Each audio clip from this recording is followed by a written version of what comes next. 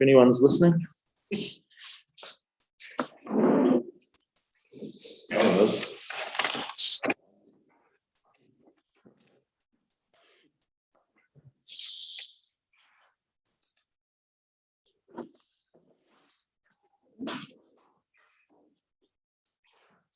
All good. Righto, welcome everybody to the final full council meeting, Buller District Council of this triennium, 28th of September 2022.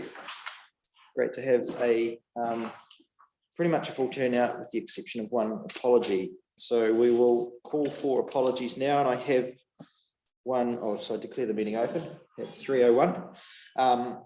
We have an apology from Ned Talford, who is unable to be with us today due to ill health. Any other apologies? There won't be any. Can somebody move that we receive that? Move Deputy, seconded Councillor Rutherford. All those in favour? Any against? Carried unanimously. Thank you. Agenda item 2 is members' interests. Are there any matters on today's agenda for which members wish to declare a financial or non-financial interest? Councillor Nah. Non-financial interest in the item 14. Thank you. Somebody else put their hand up as well, didn't they? No. Nothing else for anyone to declare. Somebody move that interest be noted. Councillor Weston, seconded Councillor Montgomery. All those in favour? Any against? Carried unanimously. Thank you.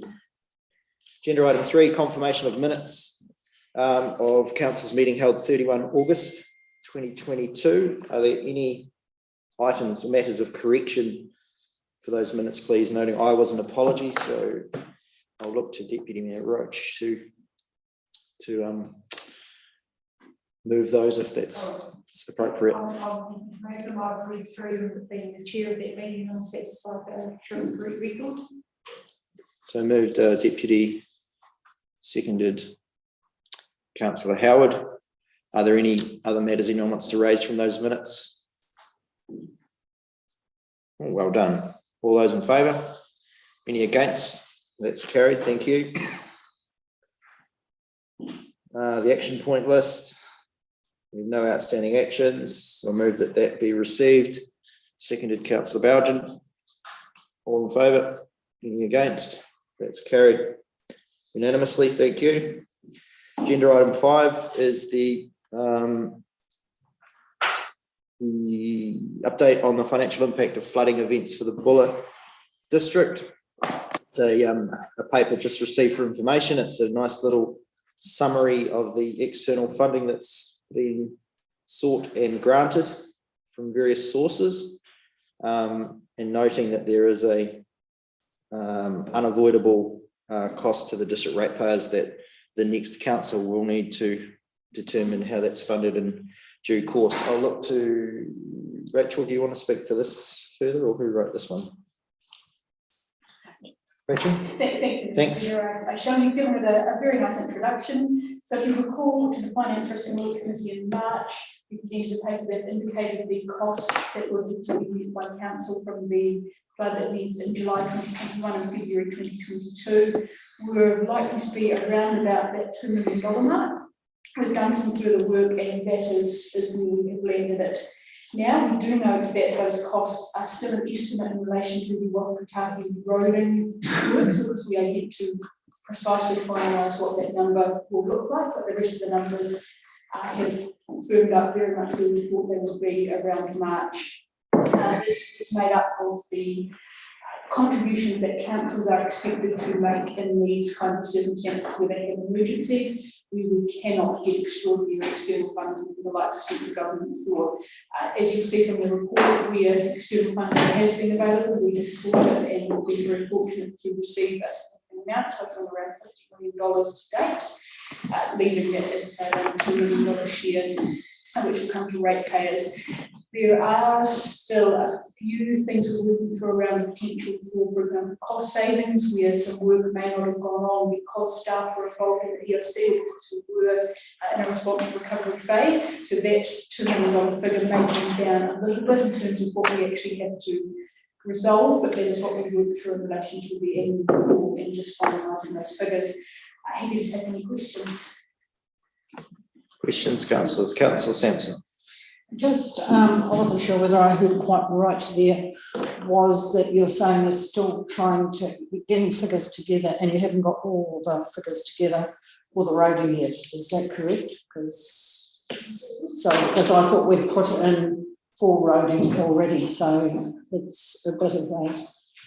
I can answer that one. Mike Williams. So we originally put a claim in for the what Katahi came back to us and disputed what we claimed and wanted to reassess what the damage was and have a look at an alternative method. We've gone through that with the team again last 2 weeks ago. We've now come to an agreement on what can be and what is able to be done. We're now putting a new claim into their system called TIO, and we're hoping to hear back from them within the next 2 to 3 weeks on what the new number will be. So they've looked at an alternative method of doing stuff instead of going down the fully engineered method. We're still waiting on some replies back from a legal point of view to see whether what they've asked us to do meets our obligations as a TA for what they're asking us to do, and we'll go from there. And this is inclusive of the Caribbean blood. Yes, that is especially around the Caribbean place. Okay. Councillor Rutherford. Yeah, thanks, Mr. Mayor. Look, I might have overlooked something, but I wasn't aware of the $300,000 from the lotteries fund for the local groups. Was that previously reported? Do we know who it went to, how it was distributed, how applications were made? Townright. Thank you, Mr. Mayor. Yes, it had been previously noted that fund was entirely administered by Lotteries DIA, so we had no oversight or input into that application process.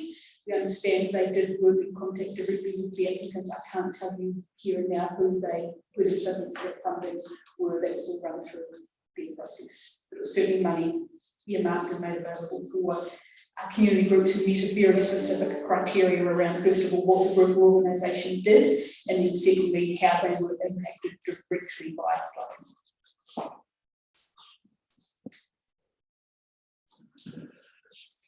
Thanks, Mr. Mayor. I think the question's been answered. I just hope that all those organisations had a fair opportunity. It's obviously out of our hands anyway. So thanks for the answer. Thank you. Councillor Howard. That possibly would include the community meals. Is that what's DIA funded? Do you know that would be right? Ms. Townright. Yes, my understanding and recollection is community kitchen was something that was funded through that fund. Okay. Any other questions on this report? Would you like to move? It's for information. Councillor Nah, second Councillor Hawes. All those in favour? Any against? It's carried unanimously. All right, agenda item 6 is the District Economic Stimulus Fund update. I think we're all fairly familiar with this. It's gone over a couple of different council terms now, I think, but I'll look to Mrs. Trigg, if she'd like to add to her report. Okay. Thank you, Mr. Mayor. This is quite a straightforward paper. We've got some funds that were left over from the economic stimulus funding. We're going to just put that out towards the end of the year with the adoption of it today. It's got a 2-month advertising period to open it up. That will then go to the members of the Community and Environmental Services Committee for their recommendations through to DWC. It will then be overseen and monitored by DWC, so there'll be less on the district council staff. Happy to take any questions. So that part is the deviation from what happened last period, where we were doing a lot of that report collation and monitoring. Correct, and it was quite heavy on time, so it's quite advantageous that DWC are happy to monitor that. Thank you. Any other questions, councillors? Councillor Rutherford?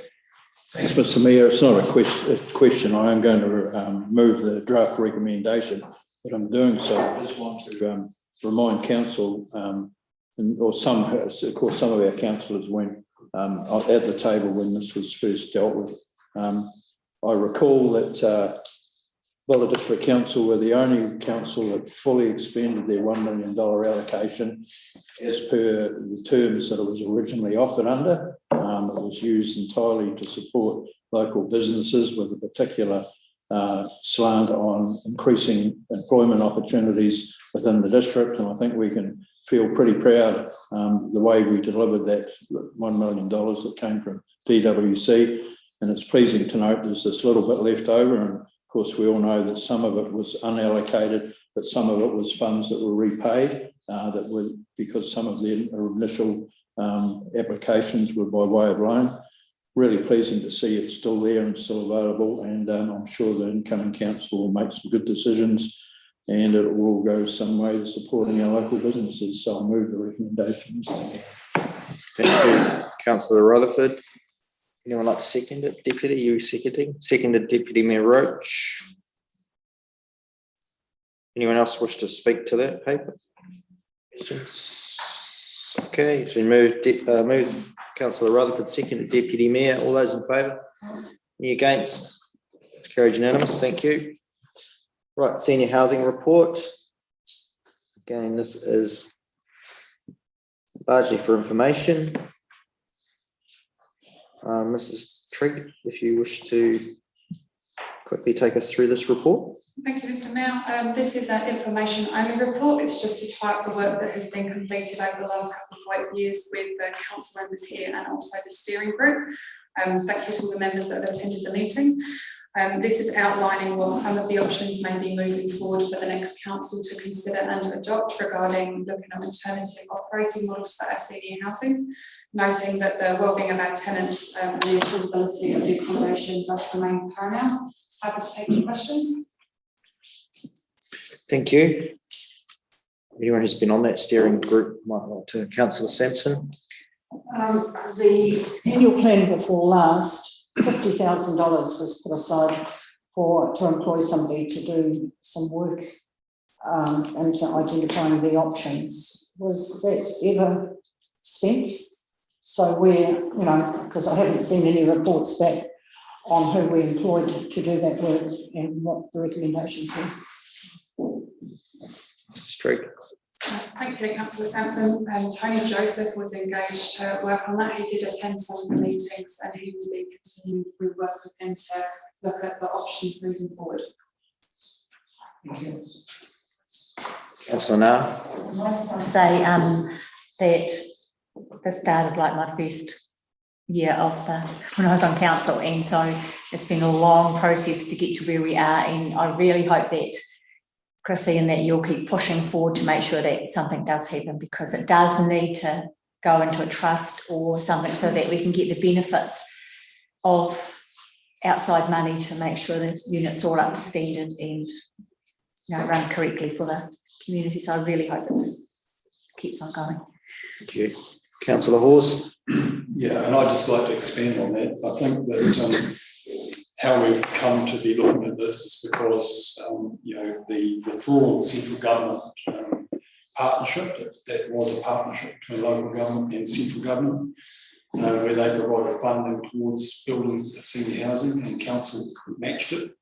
Once that was withdrawn and changed back, it became a wholly reliant on funding from ratepayers, at which point in time, of course, that the economics of the operation became slanted and became more harder to meet the costs. And I've been, ever since I've been on council, we've struggled with this because we had a closed account system with elderly housing, as you all know, and that closed account is slowly accumulates debt because the rental income doesn't match the cost, and the upgrading of the units isn't keeping pace because the money isn't there. So it needs to change. We can't carry on down the same path because we've just watched it slowly deteriorate. I'd also like to note that we didn't make a decision where we didn't want to renew the lease with the Macaulay Street flats. That was a decision beyond our making. We would have if the conditions had rolled over, but that was a decision for the landowner, and the landowner wanted to sell. So that wasn't something that we as a council made. Being on this committee and being interested in elderly housing, and being a supporter of elderly housing in the community, I think that we all are aware of the driving factors that have made us start to take a look at this. So I hope that in the next council, with hopefully some of you being returning, that you can actually deal to this and take it to a place where it works better for our elderly than what it currently is. Councillor Howard. Just want to record in the minutes I've been the representative on the West Coast Housing Forum, and that's while it's looking beyond just senior housing, all the housing. I'd just like to see a new representative from council after the elections, and where it goes. I've developed a strategy, and I'm talking about doing an action plan this morning, and I made a suggestion that maybe the action plans need to be more place-based.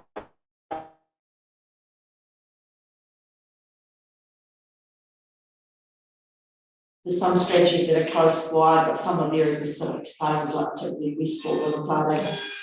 So I hope to see that role continue on council. Yeah, certainly think it should, whoever the mayor is. Any other questions or comments on that?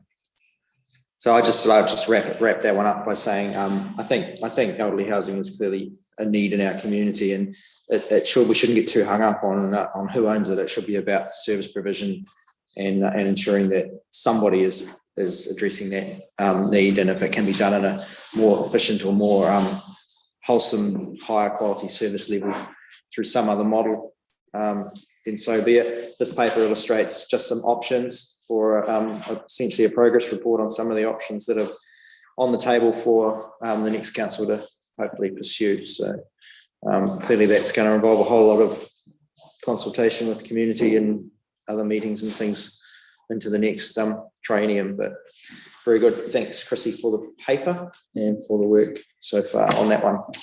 Somebody like to move resolutions 1 and 2? Councillor Sampson. Seconded, Councillor Montgomery. Any other questions on that discussion? All those in favour? Any against? That's carried. Thank you. Right, agenda item 8 is property rationalisation project. Again, Mrs. Trigg, you must have written nearly all of this council agenda. Thank you, Mr. Mayor. This is a progress report on the property rationalisation so far. Pleased to let you know that we've got 2 offers on the table that are going through legal proceedings at the moment, and a few more that will be uploaded onto the market in the coming weeks. Happy to take any questions. Questions, councillors? Councillor Nah. Again, not a question, but again, well done, Chrissy, because it's been a long time. Also started the first year of my council thing was about rationalising the property. So it's great to see. It's just a shame it takes so damn long to do anything. So long may it last and keep going. I think that it's worth commenting on that is that, you know, sometimes we do see in public comment how slow council is to do things, but when you see the steps that have to go through to free up land, and some of this is tied up in the way it came into council's control, and you know, the reality is that a public government, local government process is slightly more complex than if I just decided to sell a house section that I own something. Just worth noting that. Councillor Hawes. Yes, I just had a question around the 5Y William Bridge, John Street, Amended Road. It was around the last the last bullet point, which is legal advice sought to separate out one lot from adjoining senior housing property. I just wondered, if you can elaborate on that particular section. Mrs. Trigg? We have, it's on one title at the moment, so there's a section and there's some more land than just what we have with the senior housing. So we're just seeking some legal advice on how we go about that to ensure that that's going to be something that may be viable for us to do. If it is something that we do, we can also look at putting the funds from that subdivision back into the senior housing portfolio. Councillor Hawes? Yeah, so thanks for that, because I think that was going to be my follow-up, was around, the opportunities there that should be added into the options for senior housing, because as you're all aware, 2014, I believe, Rosalie, the money that was allocated to replacing 2 senior housing units in Reefton got repositioned out to Karamea, where there is perceived a more timely, urgent need, and they were reversed, and the identified spot of 2016 for the Karamea flats was then put between Reefton flats.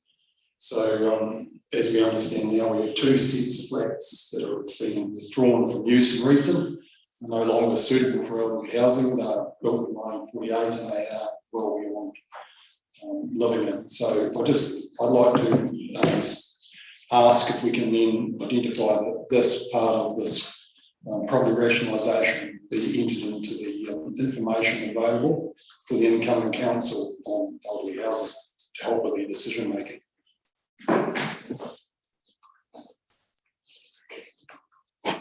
Thank you. We want to record that other than the minutes? You're suggesting? Happy for it to be in the minutes and noted, that can be taken through to the next senior housing steering group and certainly put through in the property rationalisation information. Cool. Thank you.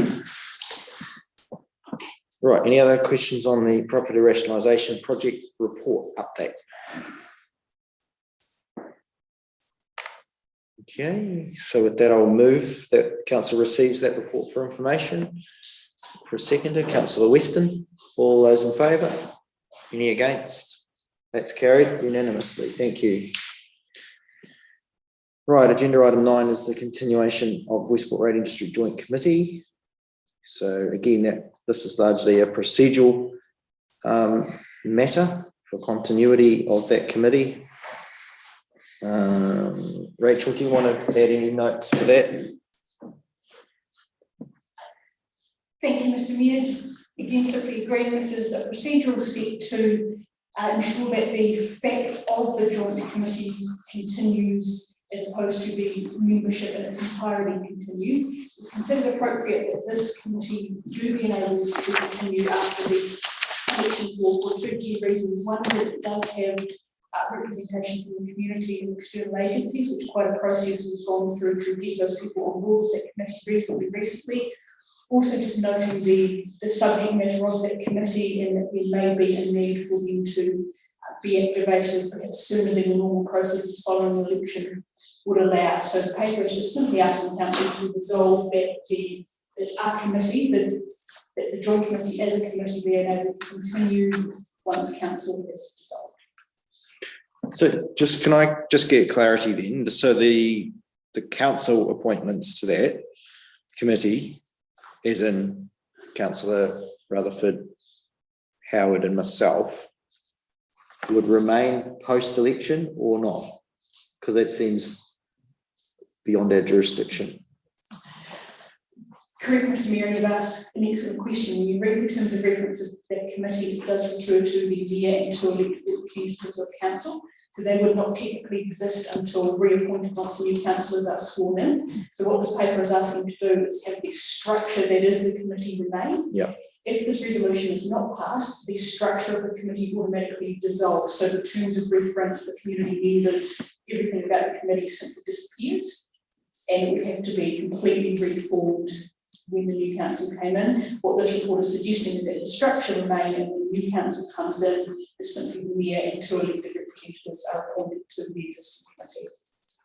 Yeah, and this committee is effectively endorsing the community representatives that we would we wouldn't be seeking, so we won't be seeking to alter those. Yeah, okay, I get that. Councillor Hawes. Well, draft recommendation 2 says that the individuals currently appointed to the Westport Radio District Committee continue until the date the new council resolves any new appointments, which means you stay until the new council is sworn in, as I read it. Means all existing members, individuals, remain on the committee until. That's how I read it too, but I don't think that's actually the case. Well, I think reads. that's referring to the community individuals. So then it needs separating out.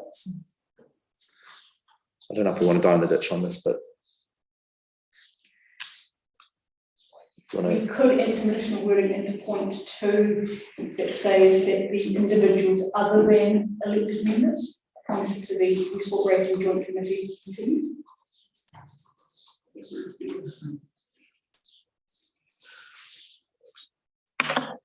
Should we just say the community individuals or the council nominated community representatives or something like that?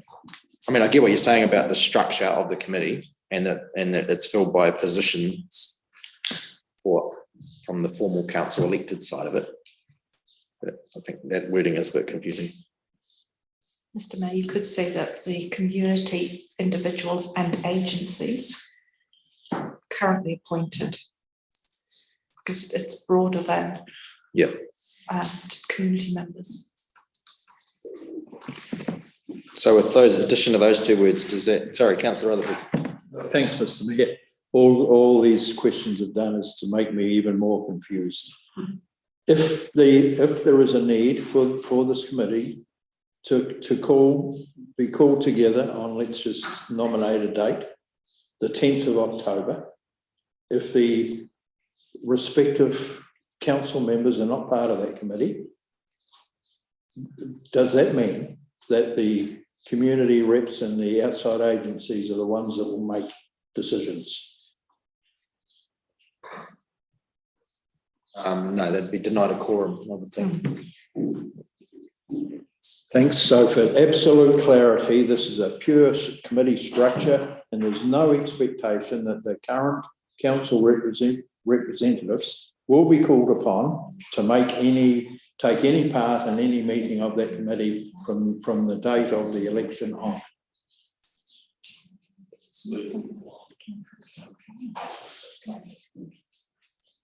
Ms. Taylor?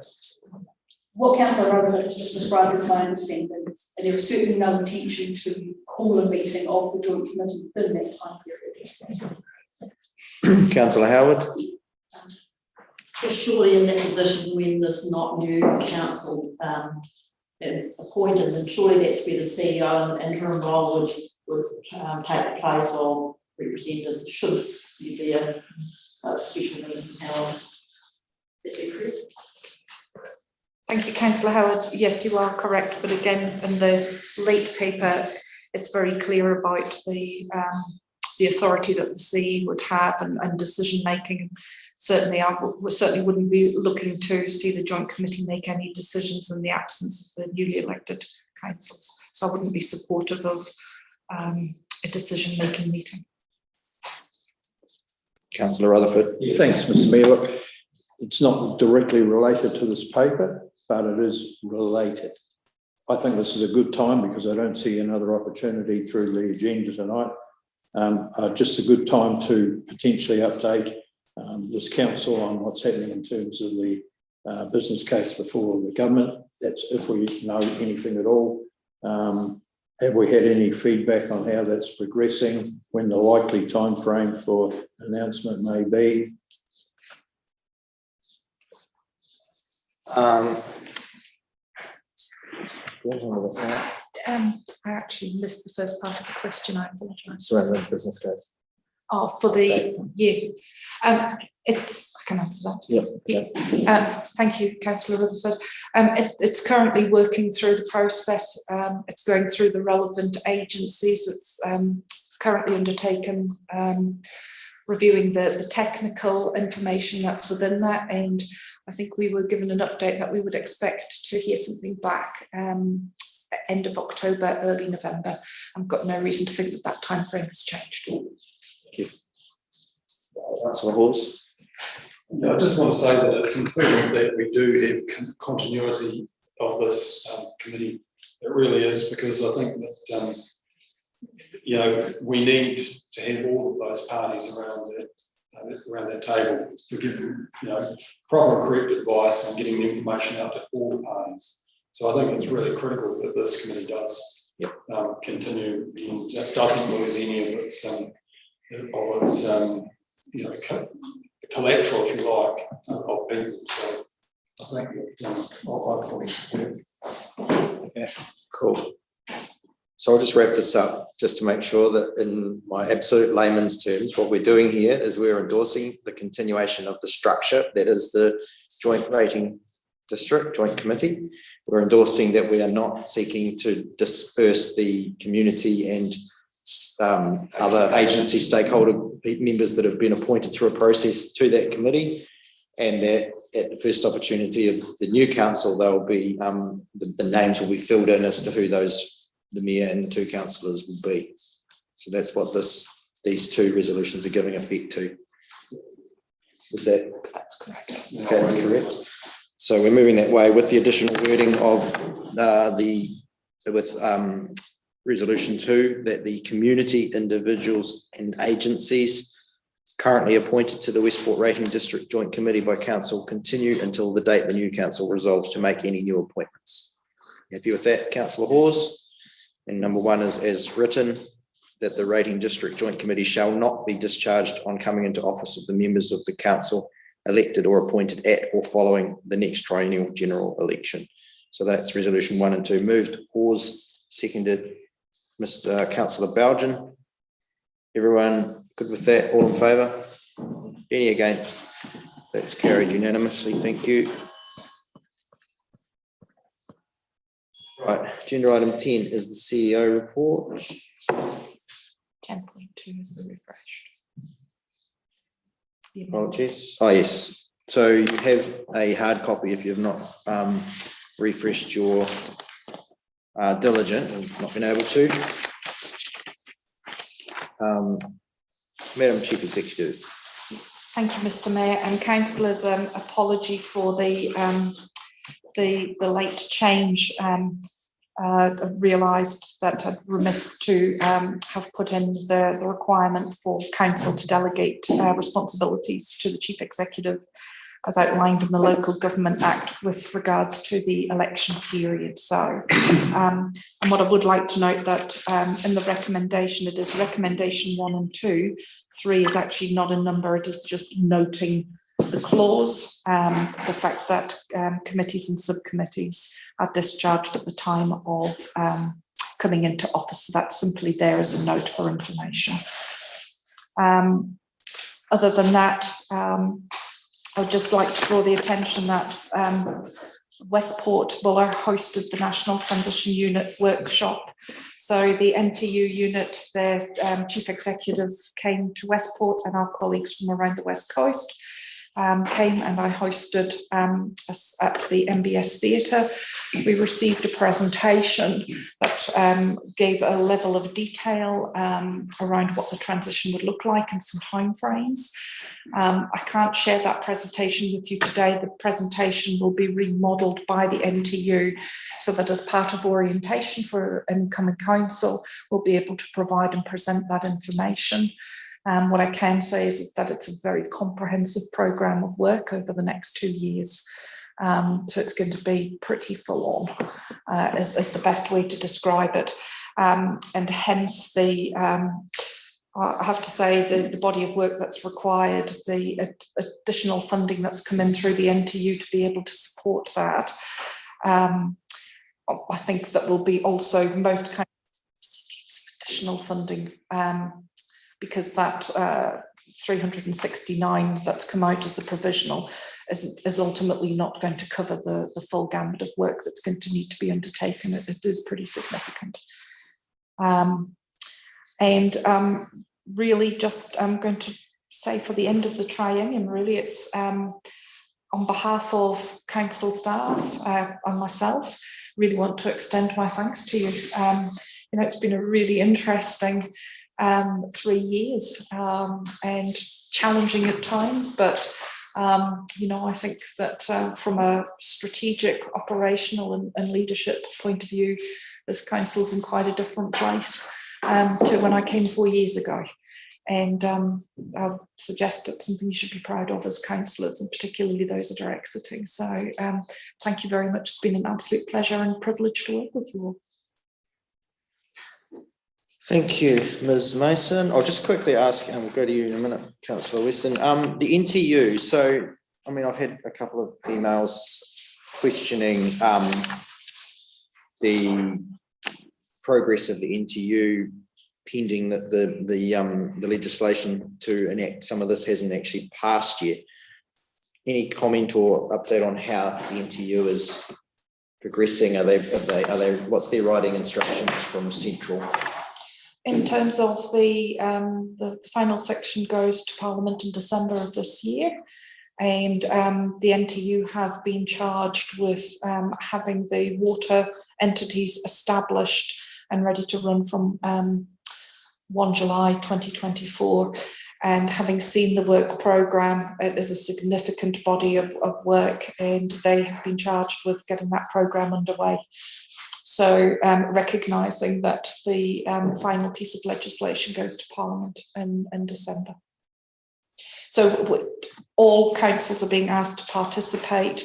To my knowledge, all councils are participating. The breadth of and level and detail of information we're providing is quite significant. And if we did not participate in terms of providing the information, which is what we're currently doing, we'd be significantly disadvantaged and we'd fall well and truly behind the process. Thank you. Councillor Weston. Yeah, just not being on Facebook and not having our iPads, how will the newly elected councillors know the results? The election results? You'll get a phone call. Yes. Yeah. From probably you. Yes. Right, from the Chief Executive. Okay, thank you. Any other questions from Sharon's report? Okay. So the recommendations there, that we note the CEO report, and then the recommendation 2 is the, again, largely procedural. I won't read it all out. Everyone has a copy of it in front of them. Actually, for the benefit of anyone that is watching, I guess we will. So recommendation 2 is that the council delegates all of its responsibilities, duties and powers to the Chief Executive, subject to the limitations set out in clause 32(1) of Schedule 7 of the Local Government Act, during the period beginning the day after the declaration of the official election result until the day of the swearing in of the new council, subject to A, following consultation with the person elected to the position of mayor, B, attending only to those matters that cannot reasonably wait until the first meeting of the new council, and C, by reporting all decisions made under delegation to the first meeting of the new council, and D, calling an extraordinary meeting of council if any urgent decisions arise in this period requiring significant political input. And there's just a clause there for noting also from the LGA around the ordinary dissolution of all these subcommittees of council at the end of the training. Can somebody move that way? Do you want to ask a question first? Councillor Rutherford. No, Mr. Mayor, no question. Look, I'm happy to move recommendations 1 and 2, but in doing so, it behoves me to thank CEO Sharon. This will be the last opportunity that I get to do that, and probably a few others at this table. And I just want to say that you know, your time with us, while you've been with us on council in my time, I think you've been outstanding. Your leadership has been, you know, really set the bar, and it's reflected down into our senior leadership team. Take the opportunity to also thank them. I'm sure we'll all be saying something about it a bit later in the agenda here, but in the official capacity around the recommendation, I want to note that I have really appreciated the input from you and your team right down through the organisation. So thank you very much. Councillor Rutherford, and with that, you're moving both recommendations. Seconded, Deputy Mayor. Any other questions, comments? Nope. All those in favour? Any against? That's carried unanimous. Thank you.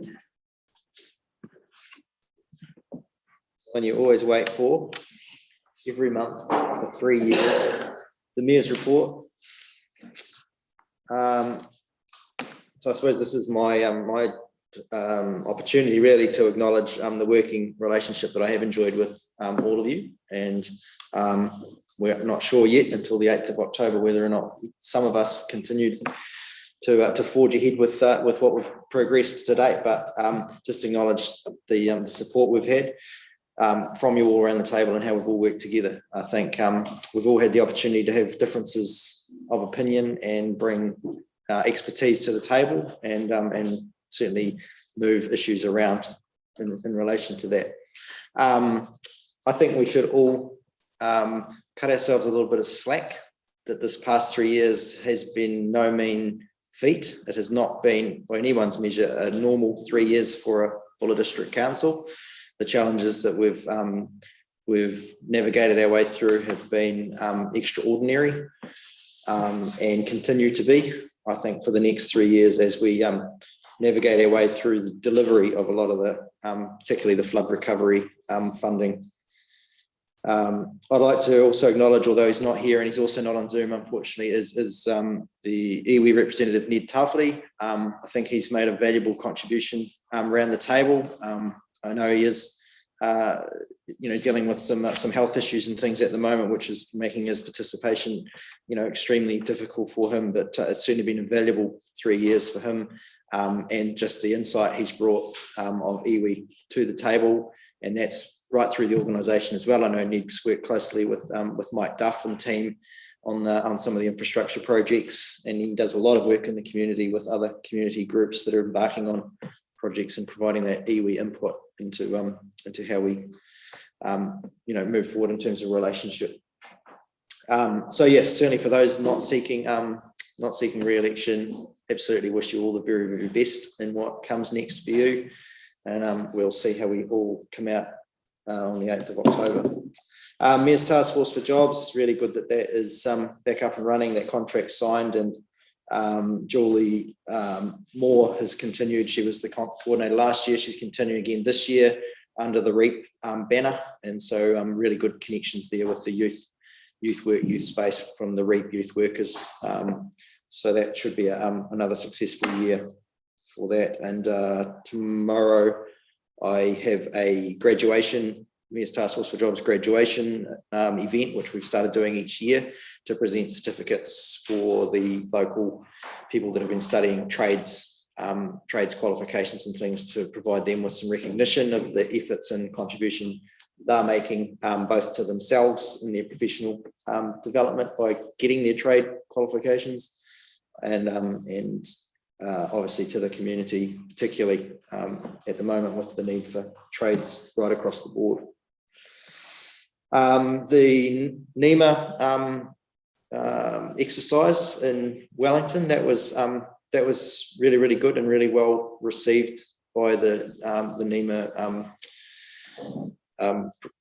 professionals that were working up there, and the minister as well, that Buller was actually seen to have gone back and given a little bit back to the emergency management professional development program, and it was good. Certainly had good feedback right across the board from the participants as well, that it added some realistic input to the exercise on the main day, and the keynote which I delivered to them was around the consideration of when they were being injected into small communities like this to assist in an response, to consider the small team that they are coming into, and that the people in that room over at the EOC are possibly almost certainly dealing with the effects of whatever the emergency is. Our classic example was, some of our council staff running those functions were flood affected themselves. They'd already been working for a couple of shifts or 3 days or whatever before they came in. So just some of those things to put a human element to the emergency response. So they certainly got some value out of that. Correspondence There is obviously went to the state memorial service for Her Majesty Queen Elizabeth on Monday, so that was an honour to represent the district there. Quite a lot of pomp and ceremony, but that was quite fitting for the Queen. I think it was run like a well-oiled machine, and yeah, certainly a good opportunity to come together with a number of mayors. I think it was around 30 odd mayors there, so it was just a good opportunity to represent the district. Mayor Gibson from Grey was also there, so it was good to have a West Coast presence there. St Canis's Kiwi class, nice little letter of thanks there from a really cool class visit to the Clocktower. That had been drawing it or some part of some art component, and it came to light by their teacher that none of them really knew anything about the building or what happened here, or so it sort of hatched the plan to come and meet the mayor, and they got a grand tour of the building and nice little thank you letter. And there is a letter there from Minister McAnulty that was as a result of his tour. So he was touring, he undertook in his role as Associate Local Government Minister to tour and meet with every TA around the country. And so we had our visit, a couple of councillors, I can't remember who now, there weren't a lot of councillors, but some of us turned up and spoke with them, and this was just a follow-up letter and the reassurance that our business case is working its way through the system and is currently being considered by appropriate ministers. So with that, any questions further? Deputy Mayor. Thanks, Mayor. I'd just like to speak to the Meal Relief Fund, which is in your report. Thank you for leaving it for me as I talk about. So I just really want to take this time to acknowledge a few things. I want to acknowledge the grants that we received from central government in the first instance, and then also those that contribute from the community. So not only our community here, but throughout New Zealand and even from offshore. I want to thank the team that worked around me. Thank the Mayor for giving me the task of running that committee. That was a real honour. I want to thank Councillor Rutherford, Ned Tarfrey, and our community representative Di Rossiter. They've been invaluable support. We've met pretty much weekly since the flood event in July, then topped up in February of this year.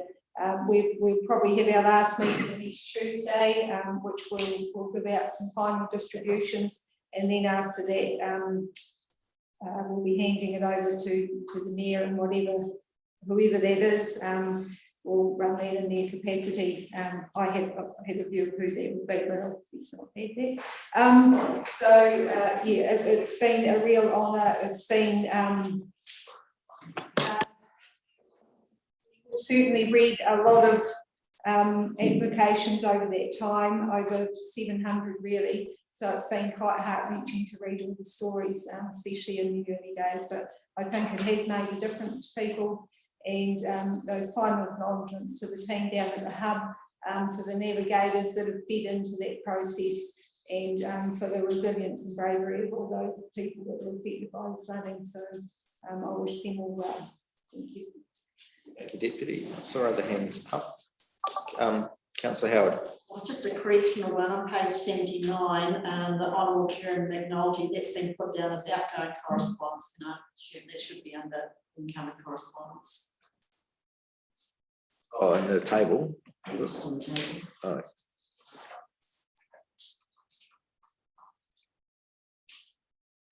Yes. Note that. Cool. Thank you. Councillor Rutherford. Thanks, Mr. Mayor. I just want to inform my fellow councillors that while you were in Wellington, your deputy carried out your role, or substituted for your role, with dignity at the public viewing of the service held in the NBS Theatre on Monday. It may have been one of her last civic duties, I'm not sure, but she did a fine job. Can I just ask Councillor Rutherford, was there a good crowd?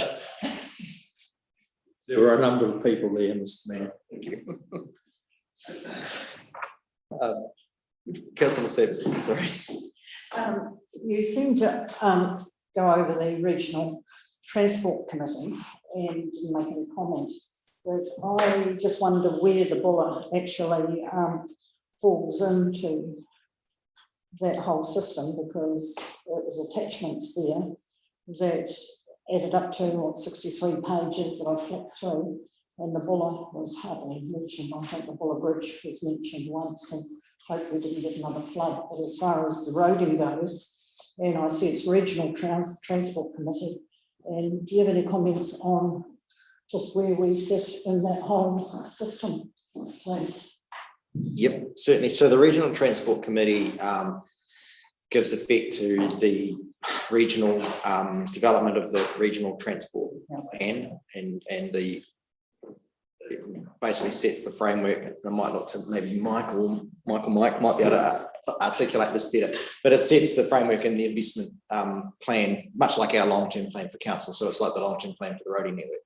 So yes, so That's what concerned me. yeah, so the Buller, so the we seem to be absent. no, I wouldn't agree with that. But Mike, can you elaborate? Look, we're a very strong participant with Wakatahi, especially at the various groups that they have around the place, and at the regional council one, we're always there, we're part of it, they listen to what we're talking about. Whether a lot happens is another story, but that's what Wakatahi have a set regime that they go through, but we are a strong participant with Wakatahi moving forward. Okay, it's just that I seem to travel a lot of the road a lot of the time, and yeah, I would sort of, yeah, I was interested, but yeah, we didn't feature it all. So what in terms of? So maybe I just didn't see it in the whole 63 pages, because they were a lot of minutes, etc. And I understand that in minutes it's not verbatim, and you don't necessarily pick up, but I would have picked up a thread somewhere there. Yeah, so no, there's certainly the bullet is part of the regional land transport plan, which informs the agency's investment into the region. There was discussion which I raised in general business around the SPR, Karamea SPR, and making sure that that was still clearly not accepted or by this council in terms of any kind of anything less than fully funded by the agency, whatever they want to call it. So yeah, Sharon. Yeah, thank you. And also, we've brought to council the strategic plan around transport that this council signed off, which is what evolves out of that regional transport committee. So we have signed up to the plan, and in terms of Buller, we fare very well out of that strategic plan, and so actually that's what our infrastructure team are implementing and delivering against the strategy that this council signed off. So in the transport area is one area that we are getting, I believe, getting quite good regionality and working with the neighbours. I think it's fair to say, and so things like there's some government policy around new regime of setting speed limits and being able to change speed limits and things like that. So that's all. There's a sort of an agreed regional approach to how that will be implemented across the district, so that you get some kind of explainable process around how you would alter speed limits outside schools and through villages or whatever, which at the moment is quite an onerous council by council process. So there's things like that come through the regional transport committee. Any other questions on my report? Somebody like to move it?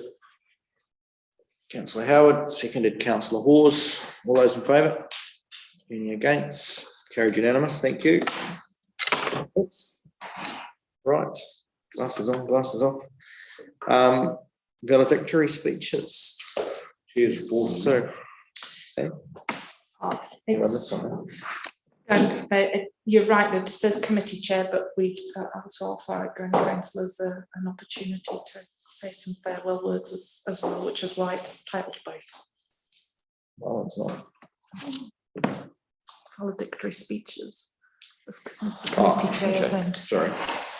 Is there anything the committee chairs push to add. I was sort of intending to replace the normal committee chairs' verbal updates with this valedictory, but if there's committee chairs, Reefton, you might have had a meeting, will you? No, we have, but I was actually hoping to say thank you on behalf of the Ngangahura. Okay, let's do committee chairs first then. OCB, please. Thank you. What a surprise. I'd just like to say that over the last 3 years, with the support of my fellow councillors and strong leadership, I've got to say from the Mayor, Sharon, and senior leadership, Reefton really has done, or in Ngangahura, I must say, has really benefited. A number of projects that had been on the books for, in one case, up to 35 years, the toilets, got across the board. Swimming pool has been in the books for 20 odd years, got across the board. The Strand revitalisation, in terms of the revitalisation fund, 20 plus years. The list just goes on and on and on. And there we are, in the last 3 years, we made it happen. So, and that's just Reefton. You've got to take the Ngangahura as a whole, community grants, or halls grants, which wouldn't have happened had we not had a phone call in the middle of COVID, going, we've got 3 hours to put a thing in, and which we duly did, and the whole lot of Ngangahura benefited, as did Bullock. But that wouldn't have happened had we not had the backup from the senior leadership team sitting in behind. So it goes, it just, it goes right through to little things like all of the grants. I know it's been said that there's no more buildings to do up in the whole of Reefton. Sadly, there are, but certainly we've attended to a lot of them. And then there was the sad comment. And then there's, which I'm sure the Mayor has regretted ever since, saying we'd had a fair suck of the sand. There's plenty of sand, so to go around. And then it's even down to little things like the Enviro schools. In Reefton alone, we've got 3 Enviro schools. And that wouldn't have happened had we not just said, like, let's just do it. And that was a whole council decision. That wouldn't have happened had there not been support for it. And I'd like to also acknowledge my fellow councillor from the Ngangahura, One Day Halls, who has been stalwart in making sure that it's come through. We certainly, our community board meetings were often hilarious, badly chaired, I have to say. I've learned one thing, I'm a hopeless chairman, but the community board were stoic, they were dedicated, everything was considered. There was not a negative comment made over the whole 3-year period. And once again, the senior leadership team came along and kept us honest and in line, and we achieved an immense amount for the whole of the neighbourhood. So I think it is appropriate to say thank you. And they were the golden days, and may they continue under the new council. Thank you very much. Thanks, Councillor. Any questions for JB? Or Sis? This is just on behalf of your committee, really. We have valedictories after this. So I think in the 3 years we've done really well. With Chrissy and Mayor at Council, the head seats all organised. They've had the odd phone call rush from myself of panic and things like that there. Of what we're going to do for meetings and things, but they've had it well organised for the community, as in community grants. We've given out a lot of money in the last 3 years. It's gone to a whole raft of different groups within our district, which have all benefited, and it's enhanced those areas. Whether it's, we've just done some just recently. Some were, I think from a personal point of view, it would have been nice from the council to have more money to give out to the community, but we didn't do that because it's ratepayers' money, which we all know. But what we did have, I think we've done very, very well with. Joe and Chrissy have both been immensely involved in Printed Viking. Thank you both very much. I think Printed Viking is going to be a jewel in the crown down here. And I think we're lucky because it's a lot of hours and we go backwards and forwards to different community groups and things too. Grant with the youth portfolio, you've done very, very well, thank you. It's a transitioning thing of being involved down there with the school and also just the youth in general and trying to get them involved. Because one of the things they look at, they go, well, hey, it's just the older people, don't worry. But now youth want to be involved, they want to be part of the future, they want to be making the decisions now or later on, which is really, really good. And I think we've been very lucky. The next 3 years will be really good too. Thank you. Thanks, Councillor Montgomery. Frank. Everyone's having to go on these two, won't I? I did say my bit last week, but I guess it wasn't, not everyone was here, and certainly I don't think Ellen was here because it was after the public excluded, but I just want to say really from the point of view of FRAC, so being there as chair for 9 years, which was, you know, a real honour, and I want to thank all the people in the senior leadership team led by you, Sharon, and in the past from our other CEs, and the corporate services team. When I joined, it was Angela, and then it was Dean, and now it's Lynn and Douglas. We've been through a few. No reflection on me, I hope. Entering a period of calm, I suspect. Of course, finances always excite me, not so much for everyone around the table, but you've all participated, and that's been awesome, and we've all learned together along the way. There's been a bit of chit chat recently about council finances, but you know, I'm leaving, as I'm sure you all are, those that are leaving, feeling very assured that they're all in tip-top shape. We've had unmodified audit reports all the way along. So that's something we can be pretty proud of, and I think we're leaving it in a mighty fine position. I feel very comfortable from, you know, after the 8th of October as a ratepayer that it's all in good hands going forward. So I thank you all the team and council, all those behind the scenes, and all my fellow councillors. Been a job well done. Thank you, Deputy Mayor. Regulatory. Yeah, thanks, Mr. Mayor. I wasn't quite expecting this, but look, it's a great opportunity. It is a great opportunity, and thanks for making it available clearly. And I say this on behalf of council. I want to particularly thank Sean, who leads the regulatory and policy group. Thanks very much for your assistance over the last 3 years. There's no doubt about it. Your team has been probably one of the most hard-ridden teams down in Brian House as a consequence of the events that have been happening out there. It's public knowledge that the building inspectorate team have come under a lot of pressure as a consequence of those events, and you all know the history of that. So what can I say? You know, in terms of the negative comments out there in the public arena, many of them have fallen back onto your team, and I just want to pass on behalf of council that they've stood up to the mark very well. I hope none of them have been taking it too personally. We acknowledge the great job they are doing, and so thank you very much on behalf of council. Thanks, Councillor Rutherford. Is there anyone I've missed from the committees? Don't think so. Okay, so we don't really need to move that. Let's just go straight into the valedictory speeches. And I've decided the order. So,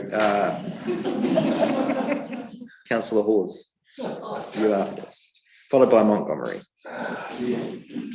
So yeah, really it's something that I'm facing with mixed sort of emotions, leaving council, leaving almost clarified or district council. So yeah, I thought starting at the beginning, I thought, well, no, I would start back in 1066 for the benefits of somewhere at the table, but then I thought, you know, that might take all night, and I'll probably spare you that one. And then I thought, well, I might start right back in the beginning with when I first came on council, but then I thought, what I'd really like to do is turn around and just sort of thank the staff members that are here and all other staff that sit behind the scenes. I think it's you guys that really make it happen for us. I mean, and the work that you guys put in behind the scenes, the really professional effort that you put into it makes our job a lot easier. So I really do want to acknowledge you guys, and I really do think that successes that we're facing as a district fall right back on you guys' shoulders. You've done the hard yards, and it's been hugely sort of traumatic, really, if you like, through the past, particularly the past year of that. But you know, throughout the 3 years, we've had a number of bits that come in, and you all stepped up the mark. So thank you, guys. You've been, and your present team sitting here are the highlight of my 15 years that I've been at the council. So thank you very much. So yeah, and and on that, I couldn't possibly pass our chief executive officer. Well, you can. No, honestly, who in the last 4 years has brought professionalism into the district council that is unsurpassed. I'd say unsurpassed probably anywhere in New Zealand. It's been an outstanding effort, and it's reflected in the wonderful team that you've built around you. So thank you very much. That's really been the highlight for 15 years.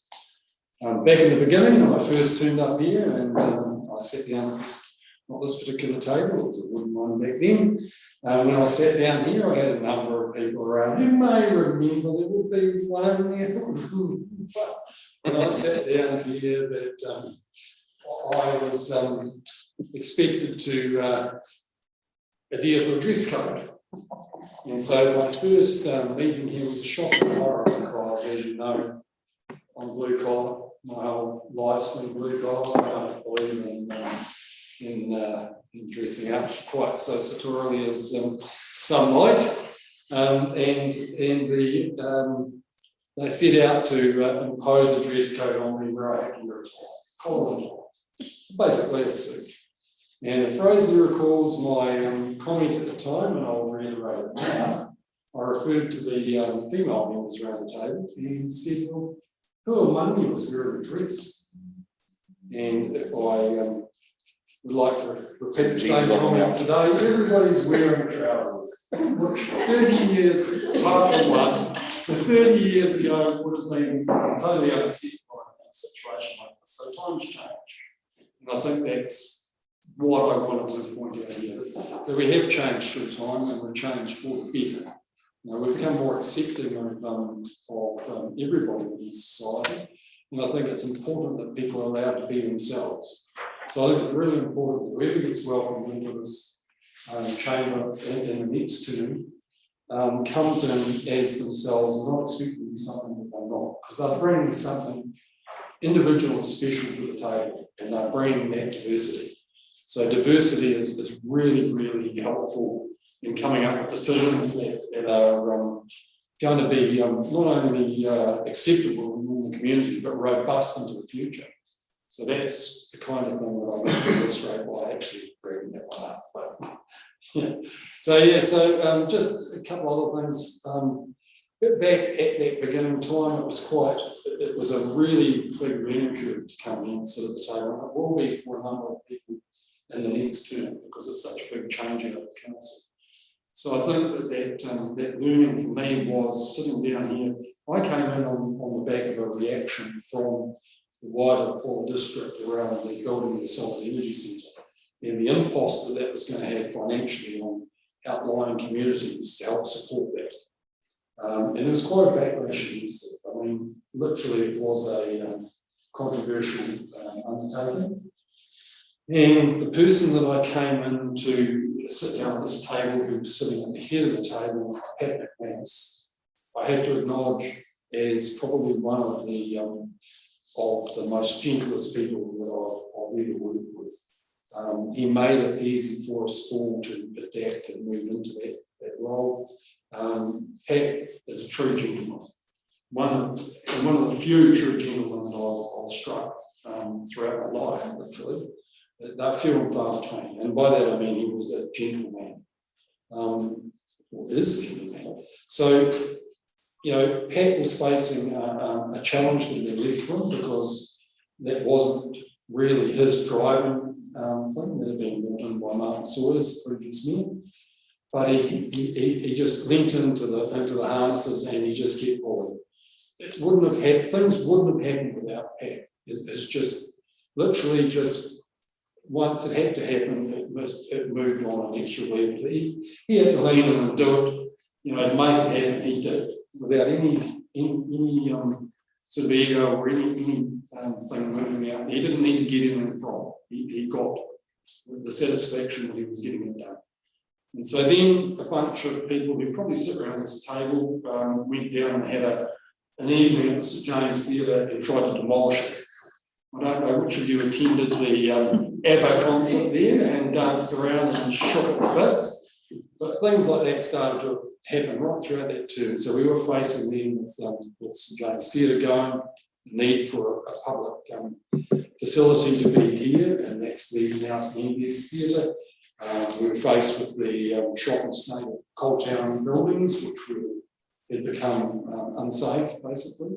And so then we were faced with doing that. So he actually undertook a lot of infrastructure projects that were unforeseen, basically, at the start of his tenure. So I just really wanted to acknowledge that particular period of time and just what a learning curve it was for coming up here. And you had to get up and run pretty quick, and he made it easy. So yeah, and just moving through that, I'd just like to move right through to the last, particularly the last 4 years, and because that includes the period of time that Sharon's been with us. But the last 3 years in particular, and you guys around the table. And I just want to acknowledge each and every one of you how easy it's been to work you through that 3 years. Despite the real challenges that we faced, you've all kept, your decorum, you've all kept your sense of humour intact, albeit under stress at times, and you've all kept a positive view of the future for our district. So you've all really, really had that front and foremost that we're here working to make it a better place. And you can't ask for a better bunch of people who actually work with it for 3 years. Everybody here, I've already acknowledged the people that make it happen. I like to thank you for that. So on that, it'll be the end of me for District Council. Hopefully not the end of me for representing the district, but if that is the case, then I will welcome the time to spend my little dog room.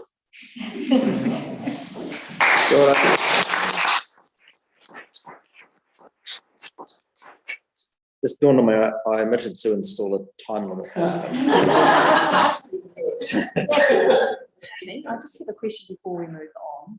If by chance Rosie, Grant and Joe don't get elected, when do they get a chance to give a valedictory speech? Should they be given an opportunity now to say something in case? No. Because otherwise this is their last meeting as well. It is, but that's how it is. Yeah. Yeah, back themselves. Councillor Montgomery, the floor is yours. So, thanks, Dave, because what you said is true. And if it wasn't for the staff, I must say thank you very much, because you've made the last 3 years, and even before that, because some of you, like Rachel, been here from that. But the staff make it so much easier from a government's point of view that we can make the decisions we probably have to make. Yeah. So thank you all individually very much. There are times I have probably clashed with you on different things, but I think it's always been for the greater good of the our community and that too, or the ratepayers. So thank you all.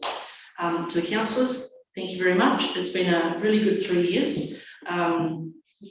Like Dave said, I can go back to, can't even remember when it was, long time ago, when I first came on council. I do remember the dress code because Rosie and I came to the following meeting fully attired, and Frank duly asked if we were going to races because we were well and truly dressed. It was too cold today to wear a dress. So well done, Sharon. And hats. Oh, and we wore hats too. Yes, just to prove the point. Yeah. I was doing the maths of things last night, trying to think of what I was going to say, because there's so much. I did 9 years, had 6 years of not being on council, and I've come back for 3 years. So I did the maths and thought, actually, between the councillors that are actually finishing today, we actually have 57 years of governance knowledge around us, which also happens to be how old I am. So I thought, oh, okay, right. So maybe I do know something sometimes and not other times. But for the council to lose that amount of governance knowledge is actually quite dramatic also for the next council, because we know the reasons why we've made the decisions. We've got the history behind things. So for a new council coming in, they're going to have that loss. So hopefully if they do need to contact any of us, they will be happy to do that, pick the phone up and ring us up and say, why the heck did you do this or did you not? I think of some of the things that we've done over the years, and David, you were right about the St. James Theatre. It was a great night. It was a really, really good night. The following day, sitting in your office now, Sharon, going to Pat and Gary Murphy at stage, we were sitting there talking, and I was up there and I said, so what is the problem? And they pointed out, you could actually distinctly see the arch in the building. And I was like, oh yeah, okay, right. It was a good night. It's going to cost a lot of money. Yes. And everything comes down to the ratepayers. We do try and make the right decision. We try and look ahead. We do have sometimes more knowledge. From the newspaper point of view, I over the years have wondered why things are written in certain ways. Even last night's newspaper, it came out with things in there that look as though we'd already made the decisions, they were already going to happen. So I always read the terminology and then go, well, from a ratepayer that doesn't know the reasons behind things, sometimes I would love to see some tweaking. That's your job. But thank you also, because the other thing is they need to know what's going on. And if it wasn't in the newspaper or on the news, they wouldn't know about it. And they would just assume that they pay their rates. They always complain that they pay too much rates and they always want to pay less rates. But it's just one of those things of trying to explain to people locally that we only have a certain amount of the population that pay for everything in the district. Yeah, and that's something that probably needs to be reminded to them all the time. Yeah. So, Sharon, thank you. I don't know what else to say. You've made the last 3 years extremely easy. You haven't come to my place once for a coffee to say, no, please be good. I was never going to say that like Mark. But it's all right. I was going to say easy for who? It's been really good. So thank you all very much. Thanks. Councillor Nah and then Rutherford. Sharon asked me if I'd written a speech and I said, no, I'm going to wing it. But I wish I'd written some stuff down there, because there is such a lot when once you start talking. Like, I stood for council because I was pissed off about the decision to give the refuse contract to Smart Environmental. And I came to a council meeting and there was one councillor on his phone and another one doing it, and I thought, I must be able to do better than those people. So I put my name forward, and Paul Wiley, when we got elected, Paul Wiley said I got elected because I was popular, which I never knew.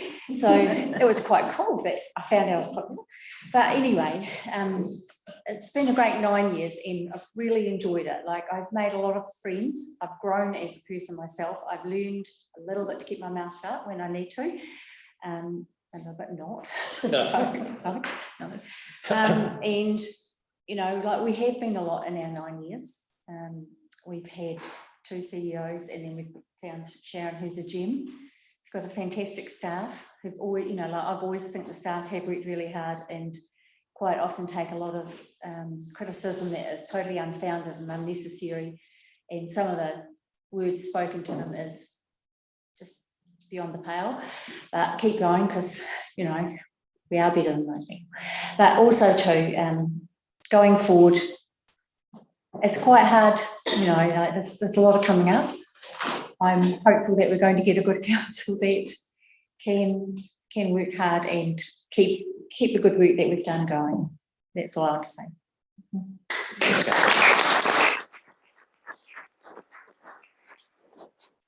Councillor Rutherford. Yeah, thanks, Mr. Mayor. Look, I'll try and be relatively brief. I did say last meeting that I would present in Te Reo, but I've thought about that. There's a couple of issues with that. I don't speak te reo. And I think it's disrespectful to try and use the te reo in an inappropriate manner. So I was going to apologise to Uncle Ned, but he's not. Which week? I understand that. This may, by moving on from council, I'll just let you know, it may give me the opportunity to actually study and learn te reo. And if I come back here in some future role, I may be delivering in te reo. Just let you know that. Anyway, look, quickly, it's interesting that I do believe a valedictory should include some of the lows as well as the highs. And so with your forgiveness, there will be some of that. Thanks, Dave, for bringing up the dress code thing. Sharon, Deputy knows what I'm going to say. When we found out we'd been elected to council, the mayor, the then new mayor, arranged a meeting at the Motor Hotel and went down there, and I hadn't met Deputy before. I knew who she was, seen around town. Anyway, she seemed very friendly. She came up to me and said, "Well done, Phil, congratulations. I'll give you a bit of advice." "What's that?" "Get your hair cut and you can't wear t-shirts to council." So here I am, Dave. I listen.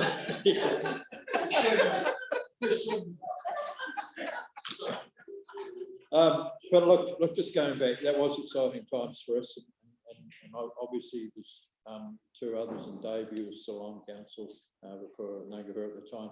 There's no doubt we faced quite a few challenges. The coal mining had just gone into basically what you'd call a recession.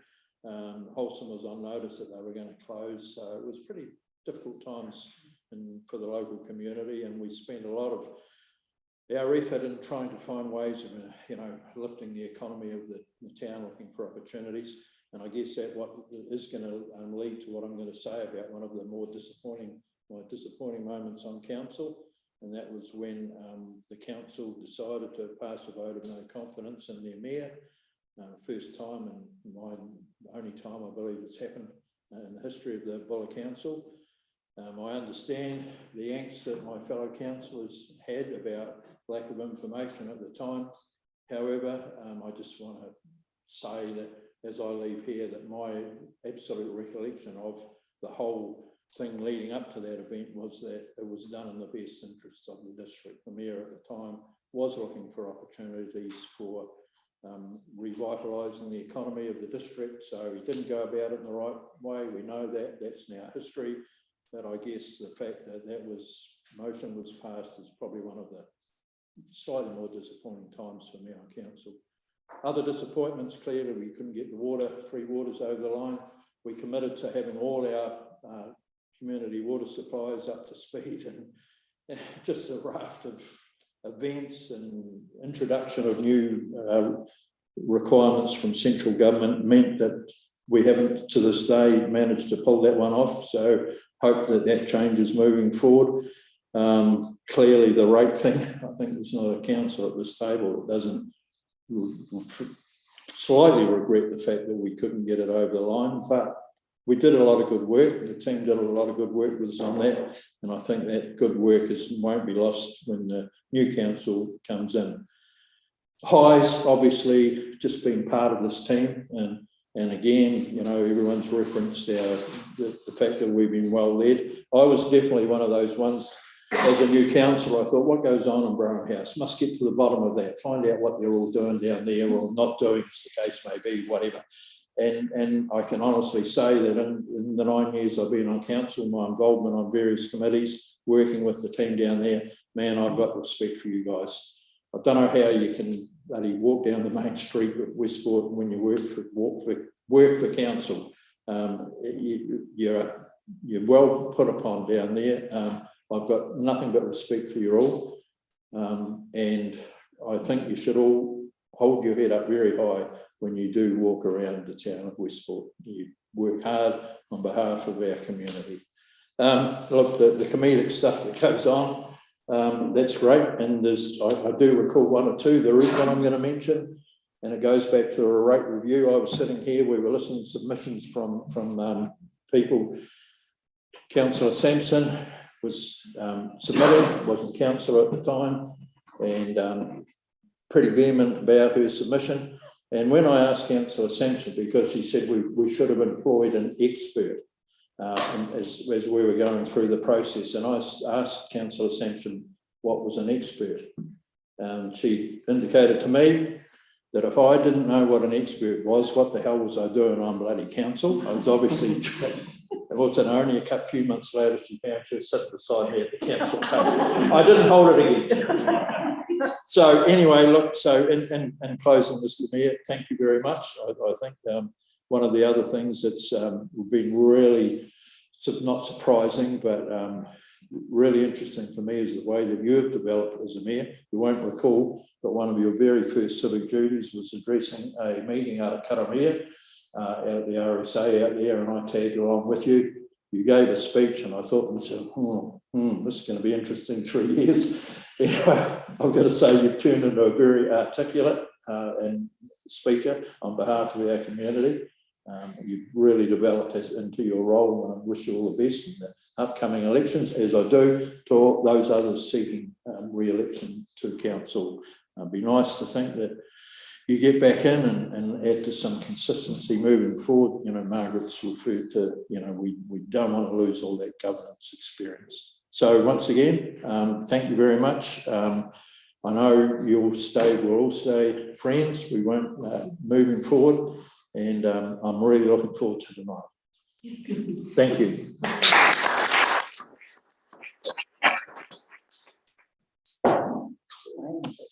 Councillor Boucher. Am I the last? No, deputy's last. Oh, quite right too. Because I've only been here 2 seconds, so I've really got no real stories. But my being here was a complete and utter accident. I put in the blocking nomination and bugger me if I got voted in, unelected, unopposed, sorry, unelected. Probably a bit of both. But everybody seemed to be, you'll be right, it's only a couple of hours a week, won't be much to it. Well, by God. No one contemplated COVID, not one, but 2 floods, TTPP. What else we got there? 3 waters. It just goes on and on. A government that was insisting on changing every bloody thing in the country and doing it in 1 term. And what it's meant is that the council has just gone from a couple 100 pages to, I think our record was 900 one time. So there's your weekend gone, and a couple of days after it. And then that, of course, impacted on you guys. And how you've managed to find time to help me out over that time is beyond me. You've always been very patient. I've occasionally ranting and raving about some major catastrophe that's performed in Nangahoe. I look back now, it really was nothing. And we could have solved it just by going down and having a chat. But you all stepped up, you were very patient. And that patience goes to my fellow councillors, I've got to say, because you really did. But clearly I'm not a politician. And I don't know how to say things nicely. And I've got myself in all sorts of trouble. We've got half the artists in Westport out to kill me at the moment. Sharp and paint brushes and arsenic laced paint bombs at the ready. But you cut me slack right at the start, and I really appreciate that. Councillor Rutherford, I know that you bit your tongue on a number of occasions. You had the opportunity to absolutely just sort of impale me on my words, but you were very diplomatic. You're a politician, actually, and so I looked up to you from that time because I really did open myself up. I'd be fair to say that I have been prepared to give my life for this council. And there was one time where we sat here in a community grounds, wasn't it? Or infrastructure was the most boring 5 or 6 hours. Because all council meetings, of course, only go for a couple of hours. This one went on endlessly. It was the middle of winter. It was July. It was as warm as it was as cold as charity in here. And my fellow travelling companion David decided to go to Nelson. Wisely, and I then drove home on the worst road in New Zealand, I'm quite convinced, and managed in a nice warm car and managed to fall asleep and took out a power pole at over 100 k's. Thankfully, I wasn't killed, although I did, because there was sparks and all sorts of things. So I did manage to get out of the car and lay down vehicles who were about to impale themselves on my vehicle and power poles and things. But the next day I was in Reefton and went into Super Value, and old Shaky Dave was there, Dave Price, and he said, "Hey, John," and I said, "Oh, I'm actually really good." And he said, "Oh, that's a pity."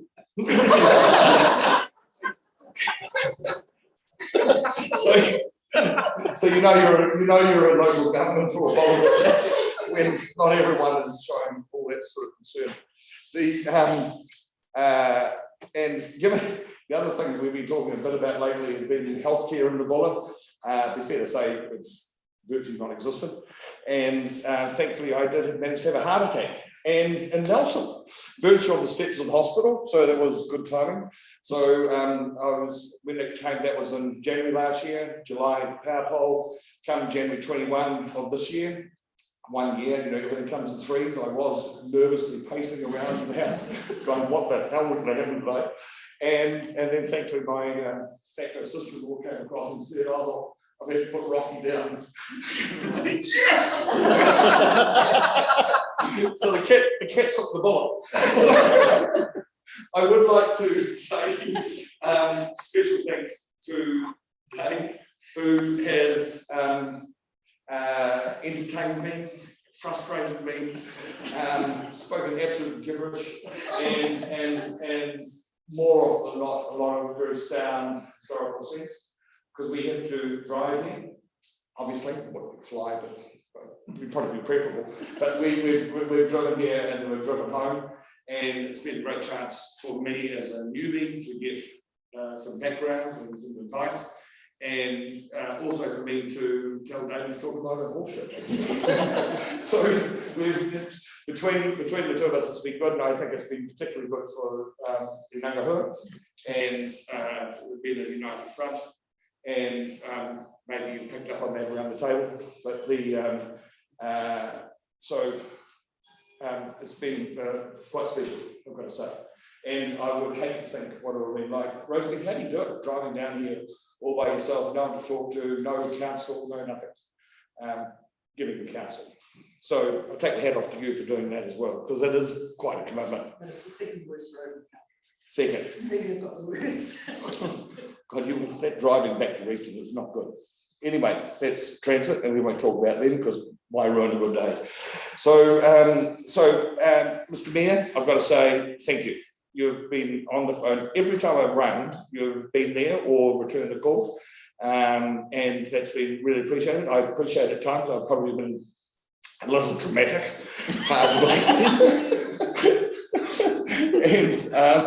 but you've given good counsel back on that. And I've also got to say, in terms of making our life easier in the Ngangahura, you've been there constantly, and it's been noted, and I'm sure that will show up in the voting papers on whenever it is, Saturday week. Sharon, it's your fault. I'm actually kind of here because you sat me down and said, "You need to be on council." So, and it was down in what is now a pie shop. So nothing but the best. So thank you. You also have been given good guidance.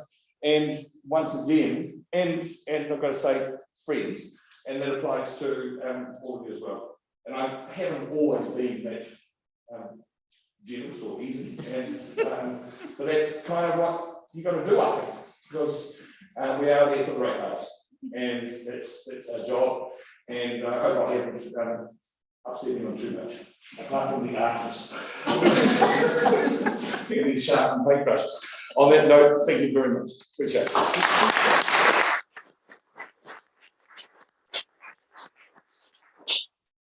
Deputy Mayor Roach. Oh, well, mate, I want to leave now because how do you beat that? Crikey. Thanks, John. As usual, I follow you. I followed you through the cheers, updates, and I'm not a funny person like you are.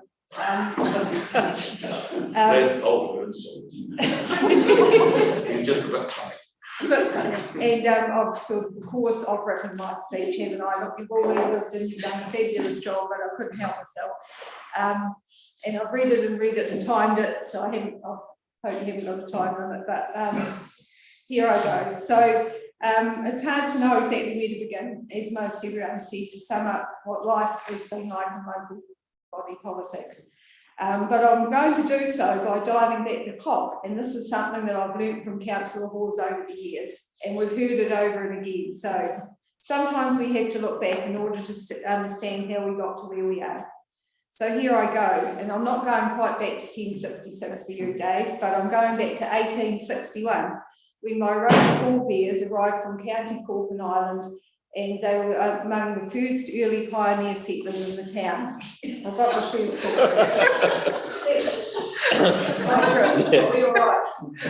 Just want to add thank you, Sharon, for my special box of tissue. So anyway, my great-great-grandparents were Edmund and Mary, and they owned 2 hotels, which might sort of be a reason why I quite like a little tipple now and then. But anyway, they were heavily involved in the community. Their son Frank, who was my great-grandfather, was a councillor on the Westport Borough back in the early 1910s. And my grandparents and parents were really good community-minded people. So it was installed in us from a very early age. So here I am, a result of 4 generations of roaches, fully committed to the bulla. So it seemed only natural to me to give back to the community that I'm passionate about. When the opportunity came up to run for the Westport Ward, I embraced it with great gusto. My first election campaign was under the slogan, "Governance with common sense." Seems like that's still relevant today. There needs to be a bit more common sense back into governance, I think. Super catchy. It was. Anyway, it was with great relief that I crossed the line and joined a bunch of seven enthusiastic new councillors. I want to say that we were pretty green, plus we had a new mayor that had never been in local government. But anyway, thank goodness there was still some experience around the table, and I'm looking to Dave here because he was there at that time, and Councillor Nayland and Graham Howard Senior.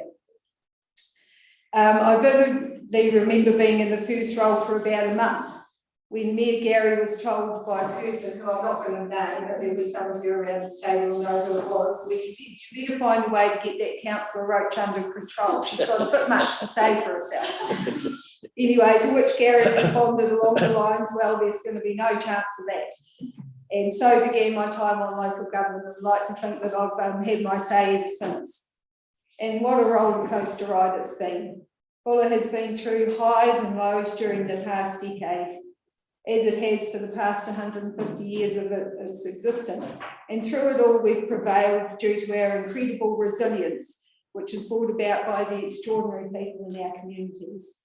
I've been humbled during my time by the people who give so much of their own time and energy to others and for our community to make better Bulla such a thriving place to live, work and play. To those unsung heroes, I thank you all. To Sharon and the senior leadership team, and to all those who have worked for council in any capacity, I thank you for your dedication to your role in the district.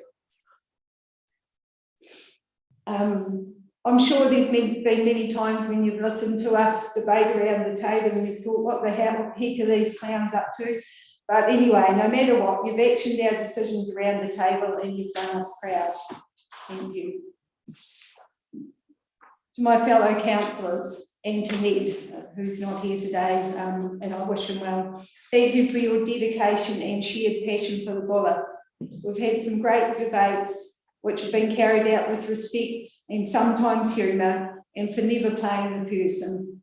It's been a privilege to sit around the table with you all, and I leave and knowing that I've forged some great friendships along the way. I can't leave these guys out. To my workmates and friends, thanks for keeping life real for me. I'm sure you won't miss me talking about local body politics. I'll have to find some new topics, so just watch out. To my husband Brent and daughters Holly and Beth, thank you for your love and support. I know that there have been times over the past 9 years when we've been like ships passing in the night.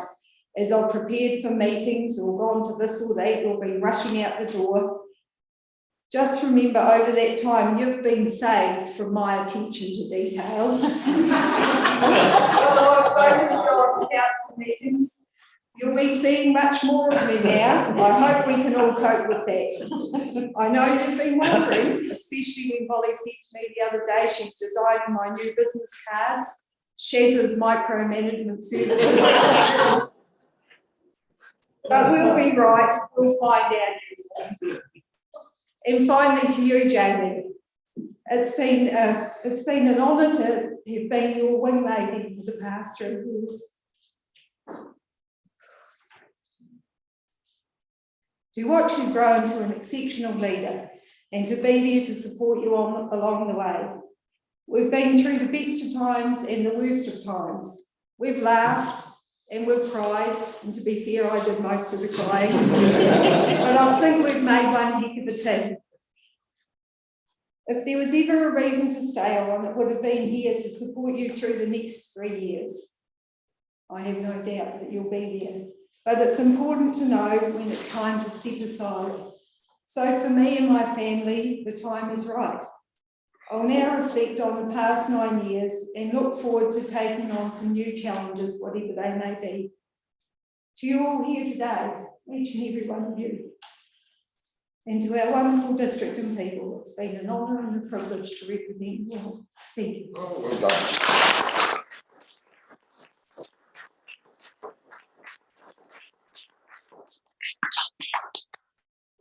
Need a glass of water after that. Right, thank you, all of you. That was very well done. Congratulations. Right, I'm going to take we're going to go a little bit off script. So we have a public excluded item after, but I will adjourn the meeting, the official meeting, and I want to make a couple of little presentations, so slightly lighthearted, so not necessarily for the minutes. So if you'll humour me for that for a bit, and then we will might have a 10-minute break, and then we'll come back and deal with the public excluded, and then we're done. So yeah, okay, all good. Right, so I gave you a little so I will. So do you want this live stream? And would you like to go into a workshop? Yeah, let's end the live stream. So, Well, yeah. it's just, So can you suggest to councillors that you move into a workshop for a few minutes if you don't want it live streamed? okay, councillors, can we move into a workshop, please? I'll move that way. Well, it's just going to be an adjournment, so we're just adjourning the meeting. Yes, so we don't need that. We'll adjourn the meeting, so end the live stream, and we'll reconvene. At Excluded 2 minutes, so I can Yeah. do this completely. Yeah. Mhm.